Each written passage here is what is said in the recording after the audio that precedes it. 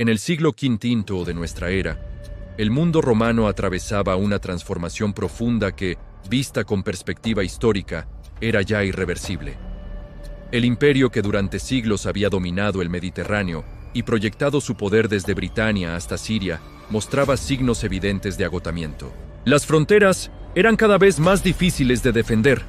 Los recursos fiscales disminuían. Las luchas internas debilitaban la autoridad central y los ejércitos dependían en gran medida de contingentes bárbaros federados cuya lealtad era frágil. En ese escenario de tensión y reconfiguración del poder, surgió una figura que, más que ningún otro líder de su tiempo, simbolizó el miedo y la ruptura del orden establecido: Atila. Atila no apareció de la nada. Fue el producto de un proceso histórico que comenzó mucho antes de su nacimiento, cuando pueblos nómadas de las estepas euroasiáticas comenzaron a desplazarse hacia el oeste. Los hunos, expertos jinetes y arqueros a caballo, no eran agricultores sedentarios ni constructores de ciudades monumentales. Su fortaleza residía en la movilidad, en la adaptación al terreno abierto y en una organización social basada en vínculos personales de fidelidad y liderazgo carismático. La llegada de los hunos a Europa Oriental a finales del siglo IV desencadenó un efecto dominó que empujó a pueblos germánicos hacia las fronteras del Imperio Romano. Aquella presión migratoria fue uno de los factores decisivos en la transformación del mapa político europeo. Atila nació aproximadamente en el año 406, en el seno de una familia perteneciente a la élite dirigente huno. Su infancia transcurrió en un mundo donde la equitación, la caza y la guerra eran aprendizajes esenciales. Desde joven estuvo expuesto a la diplomacia con Roma, pues los hunos ya mantenían relaciones complejas con el imperio. En ocasiones actuaban como aliados contratados, en otras como enemigos temibles que exigían tributos para evitar incursiones devastadoras. Esa ambivalencia marcaría profundamente la estrategia política de Atila. El poder huno, antes de consolidarse bajo Atila, había sido estructurado por líderes como Ruga, su tío, quien logró unificar distintas tribus y establecer acuerdos con el Imperio Romano de Oriente. Tras la muerte de Ruga, el liderazgo pasó a sus sobrinos, Atila y su hermano Bleda. El gobierno conjunto no era inusual en sociedades nómadas, donde el equilibrio entre clanes debía mantenerse cuidadosamente. Durante los primeros años de su mandato compartido, los hunos reforzaron su posición frente a Constantinopla, aumentando las exigencias económicas y aprovechando cada momento de debilidad romana para renegociar tratados.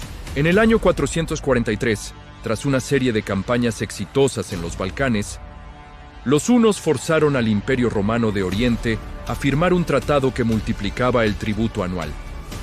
Ciudades enteras fueron saqueadas, y la presión militar obligó a los romanos a reforzar apresuradamente sus defensas. Sin embargo, el objetivo huno no era la ocupación permanente de territorios romanos. Atila comprendía que la extracción sistemática de recursos mediante amenazas periódicas era más rentable y menos costosa que la administración directa de provincias urbanizadas. Alrededor del año 445, Bleda murió en circunstancias poco claras. Algunas fuentes sugieren que Atila pudo haberlo eliminado para asumir el poder absoluto, aunque no existen pruebas concluyentes. Lo que sí es evidente es que tras la muerte de su hermano Atila, se convirtió en el líder indiscutido de una vasta confederación que incluía no solo hunos, sino también ostrogodos gépidos y otros pueblos germánicos sometidos o aliados. Su autoridad no se basaba en una estructura estatal rígida, sino en la lealtad personal, en la distribución del botín y en la capacidad de ofrecer protección frente a enemigos externos. Uno de los testimonios más valiosos sobre Atila proviene del diplomático romano Prisco, quien visitó su corte en el año 449. Prisco describe un campamento organizado, con una jerarquía clara y una disciplina sorprendente para los estándares romanos. Atila aparece como un hombre de porte sobrio, vestido con sencillez en contraste con sus nobles, que ostentaban adornos de oro y plata. Comía en platos de madera, mientras sus invitados utilizaban vajilla de metales preciosos. Esa austeridad no era señal de pobreza, sino de control y autoridad. Atila no necesitaba exhibir riqueza para demostrar poder. La relación con el Imperio Romano de Oriente continuó oscilando entre la guerra y la negociación. Cada tratado firmado implicaba mayores pagos, también nuevas tensiones. Cuando Constantinopla intentaba reducir o retrasar los tributos, Atila respondía con incursiones rápidas y devastadoras. El imperio, aunque fortificado y aún poderoso, se encontraba en una posición defensiva. La presión no solo era militar, sino psicológica. La idea de que un ejército móvil pudiera aparecer de forma impredecible en las provincias danubianas generaba una sensación constante de inseguridad. Hacia finales de la década de 440, Atila dirigió su atención hacia el Imperio Romano de Occidente. Allí, la situación política era aún más frágil. El poder real residía en gran medida en generales como Flavio Aesio, mientras que el emperador Valentiniano III tenía una autoridad limitada. Las rivalidades internas debilitaban la capacidad de respuesta coordinada frente a amenazas externas. Atila supo explotar esa debilidad con habilidad diplomática. El episodio relacionado con Honoria, hermana del emperador occidental, ilustra esa capacidad estratégica. Según las fuentes, Honoria envió a Atila un anillo y una petición de ayuda para escapar de un matrimonio forzado. Atila interpretó ese gesto como una propuesta matrimonial y exigió la mitad del imperio de Occidente como dote. Aunque el episodio pudo haber sido exagerado por cronistas posteriores, revela cómo Atila utilizaba cualquier oportunidad para legitimar sus reclamaciones y ampliar su influencia. En el año 451, Atila lanzó una de sus campañas más ambiciosas, la invasión de la Galia. Reunió un ejército compuesto por hunos y contingentes germánicos aliados, avanzando a través de la región con rapidez. Ciudades como Metz fueron saqueadas. El avance generó pánico entre las poblaciones locales, que huían o se refugiaban tras murallas insuficientes. Sin embargo, esta vez encontró una resistencia organizada. Flavio Aesio logró formar una alianza sin precedentes con visigodos, francos y otros pueblos germánicos para enfrentar la amenaza común. El enfrentamiento decisivo tuvo lugar en los campos cataláunicos. La batalla fue brutal y caótica. Las fuentes difieren sobre el resultado exacto, pero coinciden en que Atila no obtuvo la victoria decisiva que buscaba. Aunque su ejército no fue aniquilado, se vio obligado a retirarse. La muerte del rey visigodo, Teodorico I, demuestra la intensidad del combate. Para Roma, la batalla representó una defensa exitosa. Para Atila, un revés estratégico que no anulaba su poder, pero sí limitaba su expansión inmediata en Occidente. Lejos de aceptar la derrota, al año siguiente, Atila invadió Italia. Cruzó los Alpes y avanzó hacia el norte de la península, arrasando ciudades como Aquilea. El terror se extendió hasta Roma. Sin embargo, la campaña italiana terminó sin el saqueo de la capital. Factores logísticos, epidemias, falta de suministros y negociaciones diplomáticas contribuyeron a la retirada. El famoso encuentro con el Papa León I fue interpretado por la tradición cristiana como una intervención providencial, aunque las razones reales fueron probablemente más pragmáticas. La retirada no significó debilidad inmediata, pero sí marcó el límite de la expansión hacia el corazón del mundo romano. Atila regresó a sus dominios en la región danubiana. Su poder seguía siendo considerable, pero dependía, como siempre, de su liderazgo personal. En el año 453, durante la celebración de su matrimonio con una joven llamada Ildico, Atila murió de forma repentina. Las fuentes hablan de una hemorragia nasal que lo asfixió mientras dormía. Otros relatos posteriores sugieren conspiración, pero no existe evidencia sólida. Su muerte fue inesperada y dejó un vacío de poder difícil de llenar. Con la desaparición de Atila, comenzó el desmoronamiento de la Confederación I. Sus hijos no lograron mantener la cohesión entre los distintos pueblos sometidos. En 454, en la batalla del río Nedao, los gépidos y otros grupos germánicos se rebelaron y derrotaron a los hunos. En pocos años, el imperio que Atila había construido se fragmentó y desapareció como entidad política dominante. La figura de Atila sobrevivió a su imperio. Para los romanos y cristianos fue el azote de Dios, una fuerza destructiva enviada como castigo. Para algunas tradiciones germánicas posteriores, fue un rey poderoso y respetado. Esa dualidad refleja la complejidad de su legado. No fue simplemente un destructor irracional, sino un líder pragmático que entendió las debilidades estructurales de Roma y las explotó con eficacia. La muerte de Atila no fue solo la desaparición de un líder militar, fue la prueba de que el poder que había construido dependía casi exclusivamente de su figura. En las sociedades nómadas de la estepa, la cohesión política no se sostenía mediante instituciones estables ni estructuras administrativas permanentes, sino mediante la autoridad personal, el reparto del botín y el equilibrio entre clanes y pueblos aliados. Mientras Atila vivió, esa red compleja se mantuvo unida. Tras su muerte, comenzaron a aparecer tensiones que hasta entonces habían permanecido contenidas. Sus hijos, Elac, Dengisich y Ernak, heredaron un imperio amplio pero frágil. Cada uno intentó consolidar su propia esfera de influencia, pero carecían del prestigio acumulado y del carisma de su padre. Los pueblos germánicos que habían sido sometidos o integrados en la Confederación I comenzaron a cuestionar la autoridad central. La batalla del río Nedao, en 454, simboliza ese momento de ruptura. Bajo el liderazgo del rey Gépido Ardarico, antiguos aliados se rebelaron y derrotaron a las fuerzas hunas. La derrota no fue solo militar, fue estructural. A partir de ese punto, el poder huno dejó de ser una fuerza dominante en Europa Central. El colapso fue rápido. En cuestión de pocos años, los hunos desaparecieron como actor político relevante. Algunos grupos se dispersaron, otros fueron absorbidos por pueblos vecinos y su identidad se diluyó en el mosaico étnico de la región. A diferencia de Roma, los hunos no dejaron ciudades, monumentos ni documentos escritos que preservaran su memoria desde su propia perspectiva. La mayor parte de lo que sabemos proviene de sus enemigos, especialmente de autores romanos y cristianos. Esa circunstancia condiciona profundamente la imagen que ha llegado hasta nosotros.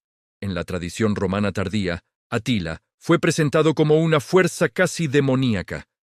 El flagellum Dei, el azote de Dios. La expresión no debe interpretarse como un elogio, sino como una explicación teológica del desastre. Para muchos autores cristianos, las invasiones hunas eran un castigo divino por los pecados del imperio. Esta interpretación permitió integrar la experiencia traumática en una narrativa religiosa comprensible. Sin embargo, incluso dentro de las fuentes romanas encontramos matices.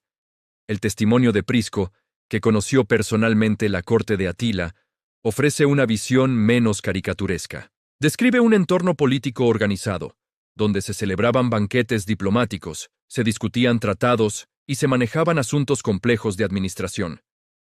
Atila aparece como un líder que comprendía la importancia de la imagen pública y del control simbólico. No era un simple jefe guerrero impulsivo, sino un estratega consciente de las debilidades romanas y de las dinámicas internas de su propia confederación. La comparación con otros líderes contemporáneos ayuda a situarlo en contexto. Mientras en Occidente generales como Aecio dependían de alianzas inestables y del apoyo imperial, Atila actuaba con una autonomía casi absoluta. Su poder no estaba limitado por una burocracia ni por una tradición jurídica codificada. Esto le permitía reaccionar con rapidez, pero también hacía que su estructura política fuera vulnerable a la fragmentación tras su muerte. El impacto de Atila en el Imperio Romano de Occidente fue significativo, aunque no fue la única causa de su caída. La invasión de la Galia obligó a romanos y visigodos a cooperar en una alianza impensable décadas antes. La campaña en Italia puso de manifiesto la incapacidad del imperio para defender eficazmente sus propias regiones centrales. Sin embargo, el colapso definitivo del Imperio Occidental en 476 respondió a un conjunto más amplio de factores estructurales, crisis económica, militarización de la política, dependencia de tropas bárbaras y pérdida progresiva de cohesión interna. En el Imperio Romano de Oriente, la experiencia 1 dejó una huella diferente. Constantinopla reforzó sus murallas y reorganizó su sistema fiscal para sostener pagos y defensas. La presión ejercida por Atila contribuyó indirectamente a la transformación del Imperio Oriental en lo que más tarde sería conocido como el Imperio Bizantino. En ese sentido, el liderazgo 1 no solo aceleró la caída de estructuras antiguas, sino que también influyó en la formación de nuevas realidades políticas. Tras la desaparición de la amenaza 1, Europa Central experimentó una reconfiguración profunda. Los ostrogodos, liberados del dominio 1, se desplazaron hacia Italia bajo el liderazgo de Teodorico el Grande. Otros pueblos germánicos consolidaron reinos en antiguos territorios romanos. El vacío dejado por los hunos no fue ocupado por un nuevo imperio de la estepa, sino por estructuras más sedentarias que evolucionarían hacia formas políticas medievales. La memoria de Atila evolucionó con el paso de los siglos.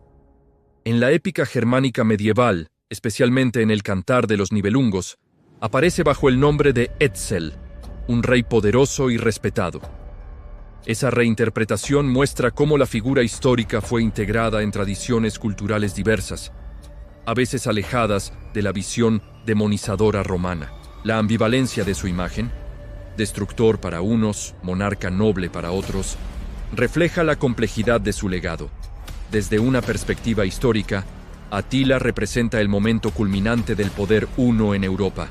Su liderazgo demostró que una confederación nómada podía desafiar simultáneamente a dos imperios romanos. Logró imponer tributos, negociar desde una posición de fuerza y obligar a potencias consolidadas a modificar su estrategia. Sin embargo, también puso de manifiesto los límites de un sistema político basado en la autoridad personal. Sin instituciones que garantizaran la continuidad, la muerte del líder significó el inicio del colapso. La arqueología ofrece pocos restos directamente atribuibles a Átila, pero confirma la presencia huno en amplias regiones del Danubio y de Europa Central. Enterramientos con ajuares característicos, armas y ornamentos muestran la mezcla cultural que definía a su confederación. No era una sociedad homogénea, sino un entramado de influencias esteparias y germánicas. En términos comparativos, Atila puede situarse junto a otros grandes líderes nómadas que surgieron en momentos de crisis de civilizaciones sedentarias. Su figura anticipa en ciertos aspectos la de Gengis Khan siglos después. Ambos supieron unir pueblos diversos bajo un liderazgo fuerte. Ambos explotaron las debilidades de estados establecidos y ambos construyeron imperios cuya cohesión dependía en gran medida de su persona. Sin embargo, a diferencia del imperio mongol, el poder huno no logró institucionalizarse de forma duradera. La civilización huno como entidad política desapareció, pero su impacto fue duradero. Aceleró procesos migratorios, contribuyó a la caída del Imperio Romano de Occidente y alteró el equilibrio de poder en Europa Central. Su legado no es un conjunto de leyes o monumentos, sino una transformación geopolítica profunda. Atila murió sin ser derrotado de forma decisiva en el campo de batalla. Su retirada de Italia no fue una capitulación, y su muerte no fue consecuencia directa de una derrota militar. Sin embargo, la fragilidad estructural de su poder quedó expuesta tras su desaparición. La rapidez con la que su imperio se desintegró demuestra que la cohesión se basaba más en la intimidación y en el liderazgo personal que en una administración consolidada. La imagen moderna de Atila oscila entre el arquetipo del bárbaro destructor y el del líder pragmático surgido de un mundo en movimiento. En 1905, lejos de ser un simple símbolo de barbarie, Atila fue un actor político que supo aprovechar un momento de debilidad estructural del mundo romano. Su vida se inscribe en una época de transición, cuando las estructuras imperiales clásicas daban paso a nuevas configuraciones políticas. Atila fue uno de los catalizadores de ese proceso. Su existencia obligó a romanos y germanos a redefinir alianzas, a reorganizar ejércitos y a replantear estrategias de supervivencia. Hoy, más de 1500 años después de su muerte, Atila sigue siendo una figura evocadora. Su nombre despierta imágenes de jinetes esteparios, de ciudades en llamas y de imperios al borde del abismo. Sin embargo, el estudio cuidadoso de las fuentes revela una realidad más matizada, la de un líder que entendió el poder en términos pragmáticos, que utilizó la guerra y la diplomacia como herramientas complementarias y que supo leer las grietas de una civilización en declive. Atila no fundó una dinastía duradera, ni dejó una cultura escrita que perpetuara su versión de los hechos. Su memoria dependió de quienes lo temieron y de quienes lo integraron en sus propias tradiciones narrativas. Más allá de la leyenda, permanece la figura histórica de un hombre que fue capaz de desafiar a dos imperios y de alterar el curso de un continente. Con la desintegración del poder uno, Europa entró definitivamente en la Edad Media. Atila no fue el único responsable de ese cambio, pero su liderazgo marcó uno de los puntos de inflexión más visibles del proceso. En última instancia, Atila encarna el poder efímero de las grandes figuras históricas que surgen en épocas de crisis. Su vida demuestra que la autoridad personal puede alcanzar alturas extraordinarias, pero también que sin instituciones que la sostengan, esa autoridad se desvanece con la muerte del individuo.